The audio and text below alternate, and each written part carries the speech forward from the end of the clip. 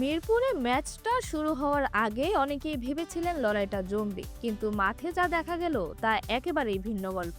বাংলাদেশ প্রথম একদিনের ম্যাচে পাকিস্তানকে গুটিয়ে দিল মাত্র 114 রানে, আর সেই লক্ষ্য তাড়া করে মাত্র 15 ওভারে 8 উইকেট হাতে রেখে জয় তুলে নিল স্বাগতিকরা।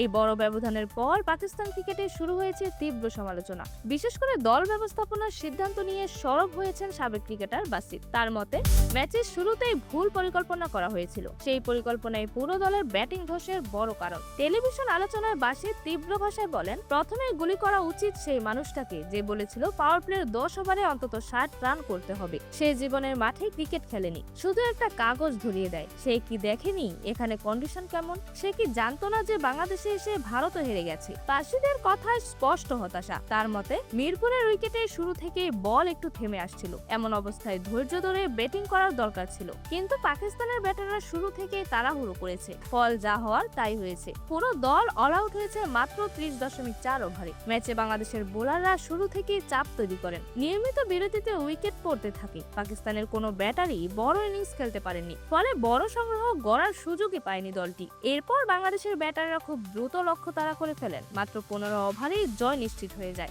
একদিনের ম্যাচে এমন দ্রুত রান তাড়া করা খুব একটা দেখা যায় না। বাসিতের মতে এই ম্যাচ শুধু একটি হার নয়, এটি পাকিস্তান ক্রিকেটের বড় সমস্যাও সামনে এনে দিয়েছে। তিনি বলেন, সবসময় বলা হয় তরুণদের সময় দিতে হবে, এই বিতর্কটা শেষ হওয়া দরকার। বিশ্ব ক্রিকেটে যখন একজন তরুণ আসে, সে প্রস্তুত হয়েই আসে, সে এসে প্রভাব ফেলে। আমাদের খেলোয়াড়দের বুঝতে হবে এটা কোনো লোকাল ক্লাবের মাঠ নয়, এটা আন্তর্জাতিক মাঠ। বাসিত আরো বলেন, পাকিস্তানের মিডল অর্ডারের 2 সিনিয়র ব্যাটার সবসময় নিজেদের সেরা বলে দাবি করেন, কিন্তু বড় ম্যাচে তাদের সেই পারফরমেন্স দেখা যায় না। তার ভাষায় দুইজন সব সময় বলে তারা সেরা মিডল অর্ডার ব্যাটার, আজ দেখলেন তারা কি করেছে। পাকিস্তানিদের সমালোচনার পাশাপাশি তিনি বলেন যে বাংলাদেশকে জয়ের কৃতিত্ব দিতে তিনি রাজি নন। বাসিতের কণ্ঠে, আমি বাংলাদেশকে কৃতিত্ব দেব না, বাংলাদেশ আউট ক্লাস করেছে ঠিকই, ভালো খেলেছে, কিন্তু আমাদের দলের না ফাস্ট বোলাররা ভালো করতে পেরেছে না স্পিনাররা। আরে ভাই, এখন আর কি বা বলবো, তবে ঘাবড়ানোর কিছু নেই। ইনশাল্লাহ 2036 সালে পাকিস্তানের ক্রিকেট অনেক উন্নত হয়ে যাবে। তিনি আরো ক্ষোভ ঝাড়েন, মিডিয়া তো মাশাআল্লাহ আমাদের অনেক ট্যালেন্ট আছে বলে